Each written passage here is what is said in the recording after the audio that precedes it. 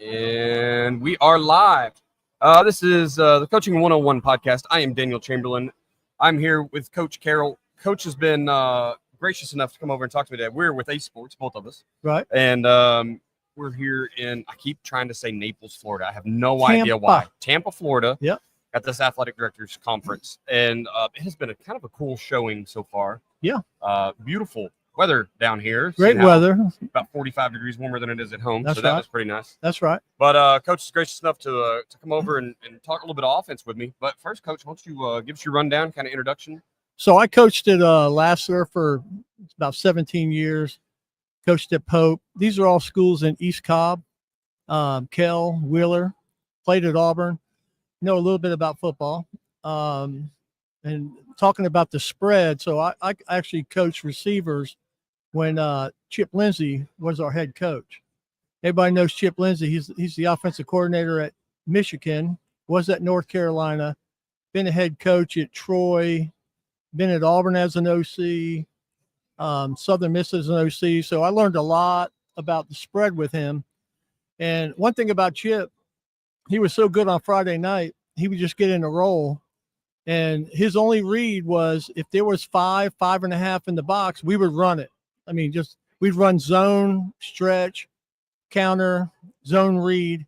And when we threw it, after we started gashing a little bit, we would try and get that apex linebacker to come inside where we at least have 6. And now you've got a corner, safety.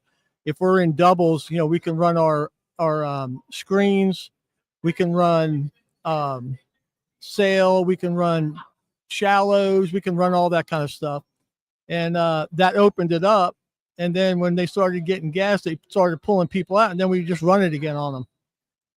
And we averaged 40 to 50 points a game when he was the offensive coordinator and the head coach. And then when he left, Jeff Irwin came in from school in Alabama, and he ran the same thing. And we were successful. I mean, there were times where we didn't have the talent, but we were so good at what we did, we stayed in the ball games. Yeah. So I've had a lot of conversation with Ron Mackey over the years, mainly on the other podcast. So I do the football coach podcast as well. But, he's a huge proponent of using the spread and the air raid. Right. Where most people try to go to the wing tee or flex bone or something because we don't have kids. We don't have the numbers. We don't have the talent. Right. He's like, why not get the game away from all those linebackers, right? Get out there in space. And you need one guy that can kind of run it. We're waiting on, look at the Chiefs. Maybe just threw an interception. Cat that can run it, throw it just a little bit. Right. But honestly, get +1 in the run game with a light box and go to town, right? Yeah. But, if you have a good quarterback and you have marginal receivers, I mean, we would run like the hitches, the slants, and just kind of keep getting first downs and then pop them on a crossing route, which is if you're in doubles, the outside guy is running a 15-yard dig. The Y is running a sail 13 to 18. And then we got our H running a grab route. And then we got our X running a post. And this is all set up on the safety. So if that safety sees that Y, which is the tight end, coming across, a lot of times he might want to jump it. So when he jumps it, we're one-on-one on the front side with that wide receiver, and we're running a skinny post. And now we've got something down the field, or we got something 18 yards to the sideline. Yeah. So if they double cover the safety of the receiver, we got that wide open. Yeah, White Cross has been one of the plays that I have gravitated towards in the passing game for that reason. Man. That's right. I just feel like you can – it just works against everything. Right. I mean, you really can just start isolating kids, put them on an island, and I like to pre-snap read one, the front side, and then of course post-snap with the crosser. But I feel like it's a beautiful play, and you don't need superior athletes. Anywhere. You just got to be able to get the ball out. And we would even throw routes that were really a run in the running game. We would go trips and run. We'd bring the H over, right? So you have H, you have Y, and you have Z. And we would just run a quick screen to the H where we have 2 blockers. So it's like we're cutting down half the field, right? And we got 2 guys going down the sideline blocking, and we got a guy, with the ball. And then we'll also go empty, and then we'll run something with the F, maybe just a little quick screen. We run everybody off, and now it's him against the linebacker for big yards. Yeah, I have really gotten into that. I'm kind of an 11P guy. I'd like to have a tight end, an H-back type, generally more H-back. But man, just getting kids in space right now is very lethal for defenses. Yeah. And it's hard to align to everything. You know, there's several studies have been done, but a couple of years ago we had a coach that basically said 70% of the touchdowns he gave up that season were due to poor alignment. Right. And it wasn't the defense that you called. It was the kid was lined up wrong to start. Correct. Well, if you get kids, you know, we're super tag heavy offense. You start getting the kids have to talk and defense has got to communicate. And align to all these weird formations. Right. I love Kenny's the way he does it. Right. Like it's formations, not plays. Just throw 35 formations at them in a game and see if they screw up on any of them. Right. But we'll have formations like trip is Z, Y, and H. But if we see a matchup, we might go Trey and we're swapping. Now we're taking our H and putting him in the middle because we think we can beat that linebacker that's sitting out there. Yeah. And so a lot of it's about matchups, and our guy's better than yours, and we're going to run those plays until they bring somebody, maybe bring the safety over. When they bring the safety over, we're going backside. We might be running a sail, you know. Yes, we are, Mark. So you said earlier, you said if you have a great quarterback, he can make up for marginal receivers. Yes. But what if you don't? Because that's where a lot of guys just get into these flex bones and wing tees and slot tees because there's proven tradition there. It works. Right. Shorten the game because I just don't have the guys. But you honestly don't need a quarterback, right? I mean, look at the single wing. It was just a spinner back. They don't even call him a quarterback. So how do you get those years you're down, you don't have the guy that can spin it? What are you doing to modify? Well, then hopefully you have some big linemen. Like I'll give you a perfect example. There's a school in Cherokee County called Sequoia, and they hired us to come teach them how to run the spread. And halfway through the season, I don't know if the head coach didn't buy into it, but they went right back to wing T. And they've won, 9 to 10 games a year the last 5 years and gone to second round, third round, quarterfinals. Right. Because they have those linemen, they got the big fullback, they got a quarterback that can hand it off, but he can run. Maybe not a thrower. Right. So, yeah, there's definitely different options for that. Yeah, 100%. Yeah. I just think when you make a defense spread out, I think that's where you're going to gain your most advantage. Because what do we want to do? It's high school football. You want to run the rock. Right. You know what I mean? Right. I look at those flexbone teams, and look, we got beat by a flexbone team this year, and it was the misdirection and all, but they ran it pretty well, right? Yeah. We had a bad game. It is what it is. Right. But running into a 10-man box is always difficult. I know. But what they picked up from us, they started spreading their guys out a little bit. So it wasn't 11 guys in a what I call a refrigerator box. Right. They started spreading the receiver out. Their H went out a little bit, but they still motioned them back in. Right. Yeah. So they kept the receiver out. That kept the cornerback out, and the safety still had to slide over a little bit. But when they go in motion, that guy's got to follow them, so they got some movement going on. Yeah. So that's what they were doing, and they're successful at it. Yeah, we love the misdirection. The OC that I work with now, his name's Cameron Palmer, and he's really good at like the motions, the shifts, the trades. What are you gonna do? You're gonna make that kid have to follow him across here, right? And that's pretty hard for coordinators to get around. I mean, you start talking 12 personnel, you get 2 tight ends on the field. Yeah, defenses forget what football is. Like a lot of them can't line up for whatever reason. So it's good to like stress them out with that. But I think getting that kid that they're already trying to hide, at maybe he's a corner and he can't tackle, maybe he's an outside backer or inside, whatever. I'm getting a kid that doesn't want to be in space and putting him in space. Yeah. But even like we're talking about running and passing and stuff, we would even when we were spread, we would take our fastest guy, which was at one time it was the Z. And we'd run him in motion, just run a speed sweep, and the quarterback would just pitch it to him. And that's a pass, but it's really a run. It's really a run. And he just takes off. We're blocking down on the strong safety. The receiver's running that guy off. So man, he's hitting that sideline, picking up 10, 15, 20 yards. But it's really, for us, it's like a design speed play. Yeah. Right. Yeah. So I mean, I'm a big fan of jet sweep. I think it's a staple. You better carry it, right? That's you can exactly get the ball out right. there so quick. Right. And all the weird variations people are running with it now. they're a lot of fun to watch. And the crazy thing is, like, we would do it 2 or 3 times where they would just start leaving the linebackers would just start sprinting to the sideline, and we would fake it and then hand it to the back on a counter to the backside, and it's like he hits his head on the goalpost because everybody's this way and he's cutting back. So when you get into the run game, you kind of talked about inside zone, outside zone, some stretch plays. Are you gap scheme or zone scheme more? Which one do you prefer? Why?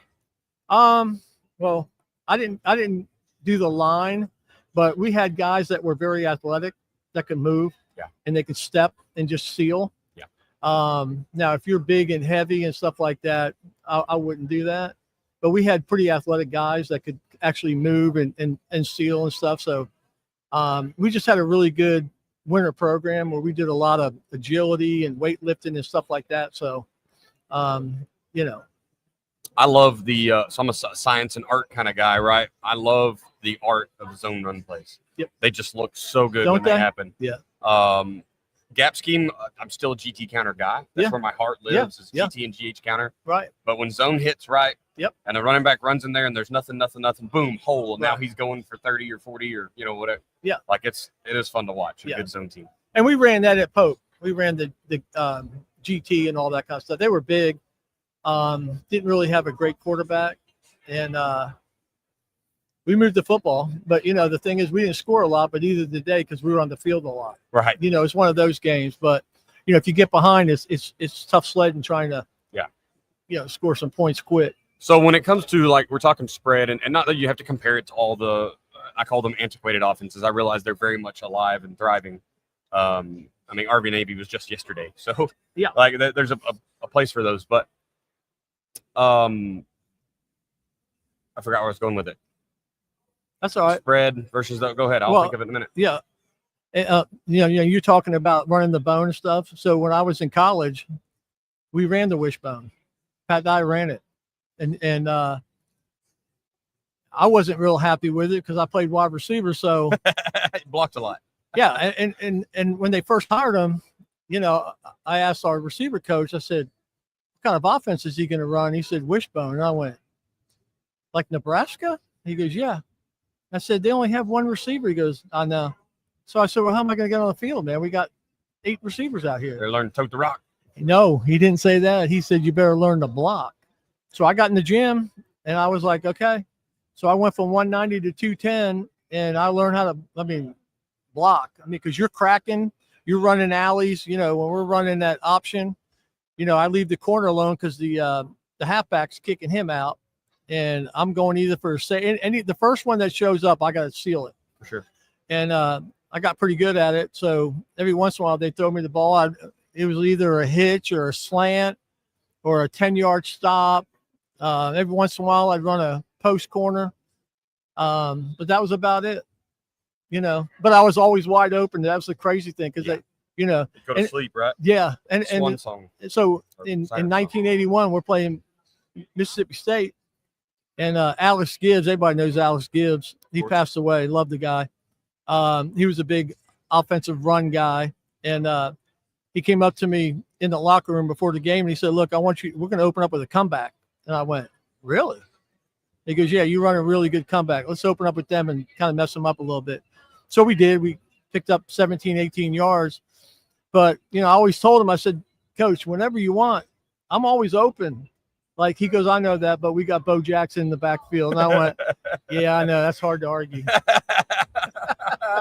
Give the ball to Bo and let him go, right? Yeah. Speaking of Alex Gibbs, so that's like I didn't realize that he had coached you. Yeah.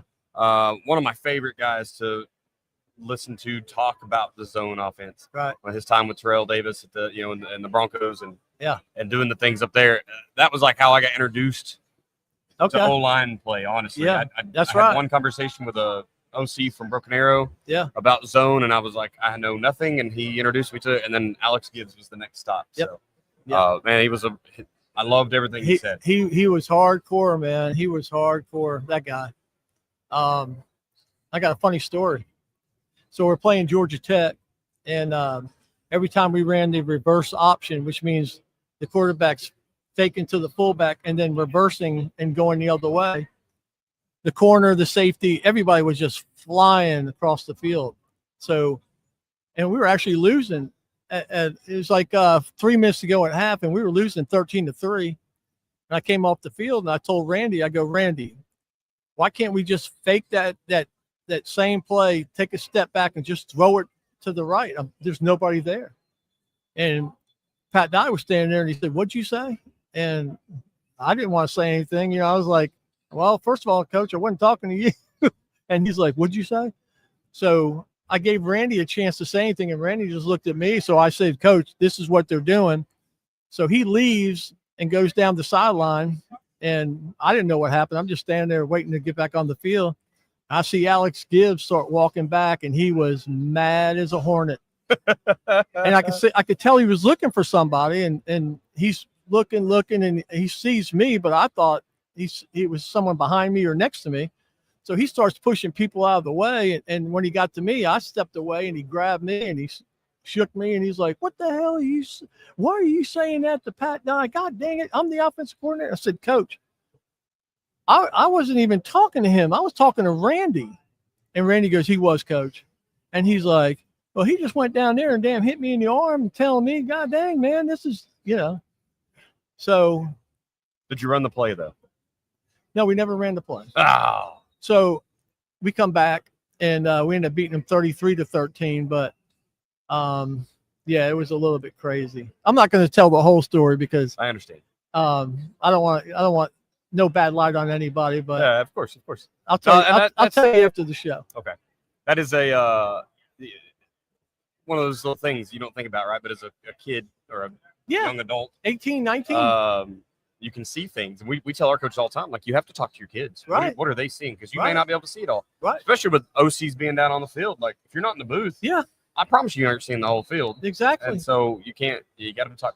We had Kenny and I are co-authoring a book called Alphas, and I've probably been the holdup in the dam in the river of getting that thing out. But the end of the book, we tell stories about kids that we've had that were alphas. And mine is one of the ones I'll have in there is a young quarterback when we're at Stillwell, and we just said he had moxie, but he wasn't afraid to just wave us off. Like, we'd be trying to make a play call, and he'd be like, "Nope, I got this one, Coach." And it was 8 yards. Yeah, like every time. Yeah, the kid could just see the field. And well, so they see the field, and you're standing there from the sideline. You don't see everything that's in front like he does. Yeah. So trusting your players is big time. Correct. Right. Well, Coach, man, I don't want to eat up too much of your time. Yes. We will. I kind of want to do this again when we're both a little more comfortable and we can get full into a zone clinic or something. Like, just have a good conversation. But, guys, Ace Sports is the ones that brought us out here. If you are in the market for a video board, we've been talking fan experience all day with all the other speakers that came on. Build up that fan experience. We talked about it in recruiting world. We talked about it in just celebrating your players, celebrate the people that are giving money to your program. That's something you can do, especially with Ace Sports, with these big video boards, the scores tables, the ribbons, all the things that you can think of. You can build your dream out, or you can keep it pretty simple. Yep. People don't understand that, yes, these have a sticker cost, whatever it is, right? But it's not a cost. It's an investment. That's exactly. And it's going to pay for itself, number one, and then it's going to put money in your pocket. That's right. For years to come. That's correct. Outdoing the competition. It's a lot better than fundraising. That's right. Yeah. The fundraising can go to something fun. That's right. Instead of having to try to get your uniforms off fundraising or whatever, right? Go get big stuff, because this big ticket item is bringing in monies. That's right. acesports.com. You can email mark.bridges@acesports.com if you need more information. Also, hit me up. You should be able to email me, chamberlainfootballconsulting@gmail.com. You can comment on wherever you're seeing this video. If you're listening to this, and here in a couple of weeks, the party is still going on, I'm sure, for getting people in, get your administration in front of an Ace Sports rep and let them kind of tell you what's going on. What area are you servicing? I am in Georgia and Alabama. Okay. Yeah. So Georgia and Alabama, holler at Coach Carroll. Coach Carroll. Yeah, if you're anywhere else, we have a rep for you. That's correct. But if you just want to, if you're an Auburn fan and you need to know, I want to be with Coach. Right. We got you. We got you. All right, man. How do they contact you? They can contact me at 40. Can I give my phone number? Sure. Okay, 404-429-8946 or Tommy.Carroll at acesports.com. Love it. Thank you, Coach Carroll, so much Thank for you. coming on. Thank you. Guys, thanks for listening. We'll be back here just shortly. We're about to close out day 1, but we will come back for one more stream here top of the hour. Thank you guys for watching.